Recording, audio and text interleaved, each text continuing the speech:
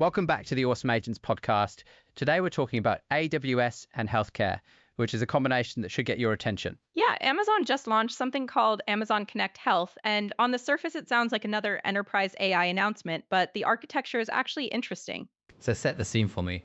What is Amazon Connect Health and why does it matter? So, healthcare administration is one of the most paperwork heavy industries on the planet. Scheduling calls, patient verification, clinical notes, billing codes. It's a huge cost center. And AWS is saying they can automate all of that? A big chunk of it, yeah. The platform handles inbound patient calls using voice AI, pulls from electronic health records in real time, and drafts clinical documentation during the encounter.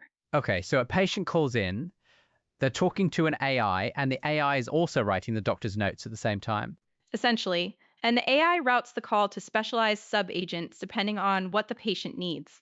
One agent for identity verification, one for scheduling, one for pulling medical history. So it's not one big model doing everything. It is more like a team of agents, each handling a specific job. Exactly. And that design choice is actually smart for healthcare because you can tune and audit each piece independently. Let's talk about the voice piece because that's what patients actually interact with. How does that work? They're using Amazon Nova Sonic, which is AWS's speech to speech model. It does transcription, intent detection, and voice synthesis in a single pass rather than chaining separate systems together. Why does that matter, the single pass thing? Latency and coherence. The old approach was transcribe the speech, send text to a language model, convert the response back to audio. Each handoff adds delay and can introduce errors. Right, and patients on hold for any extra seconds is bad. In healthcare, yeah. And Novasonic, as orchestrator, also decides which sub-agent to call based on what the patient said. It's doing routing in real time mid conversation. Okay, so we have Novasonic up front, then Strands agents and Bedrock behind it handling the actual tasks. That is the Strands open source SDK they released a while back. Right. And they plug into EHR systems via Fire APIs, which is the standard interface for Epic, Cerner, all the major electronic health record platforms. So they're reading from the patient's actual medical records during the call, not from some separate database. Correct, which matters a lot for compliance and for data freshness. You do not want the agent scheduling based on outdated information. There's a feature called evidence mapping that they made a big deal about. What's that? So every output the AI produces, a drafted clinical note, a scheduled appointment, a build code, is linked back to the specific source it came from, the call transcript, the EHR entry, whatever. That's basically an audit trail baked into the product. Yes, and it's how they address the hallucination problem in a regulated setting. The AI can still be wrong, but every error is traceable. A clinician can click through and see exactly where a note came from. Though I guess that still requires the clinician to actually check. That is the honest limitation. The efficiency gains depend on clinicians reading those source links rather than rubber stamping AI output. And hospitals haven't always been great at encouraging that kind of careful review. Let's talk about the results they're claiming. UC San Diego Health reported 630 hours saved per week. That is a striking number. It is. 1 minute saved per call, 30% fewer calls abandoned, up to 60% in some departments.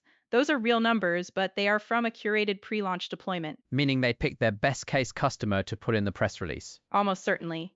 Broad performance across varied health systems will look different. The skeptical reading is wait for independent audits before drawing conclusions. What about the pricing model? $99 per month per user for up to 600 patient encounters. That's fairly aggressive for enterprise healthcare software. And what isn't ready yet? Because I notice appointment scheduling is still in preview. Yeah, and that's actually the most important gap.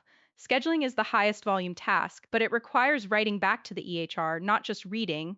So you have to handle edge cases like double bookings and provider cancellations carefully. They're clearly still hardening that before general availability. Right. The other big limitation is telephony lock in. Connect Health requires Amazon Connect as the telephony layer.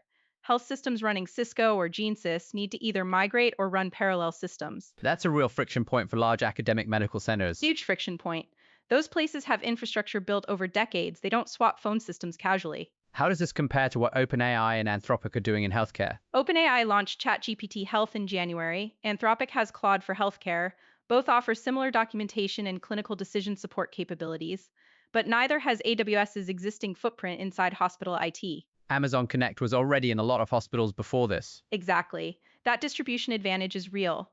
AWS is essentially saying, you already trust us for your contact center, here's the AI layer on top of that. So the strategy is incumbency first, then expand into the application layer. And that is the Amazon playbook across basically every vertical they enter. If you're running a health system right now, what's the actual takeaway here? If you're already on AWS and already using Amazon Connect, this is worth a serious look. The multi-agent architecture is sound, the EHR integration path is clear, and the pricing is not crazy for what you get. If you aren't on AWS infrastructure, the lock-in math gets complicated fast, and either way, do not treat the UC San Diego numbers as a guarantee. Fair. Okay, the bigger picture here is that healthcare admin is a genuinely huge problem, and AI is clearly making a run at it from multiple directions. And the technical pieces are starting to come together in a way that makes real automation possible, not just demoable.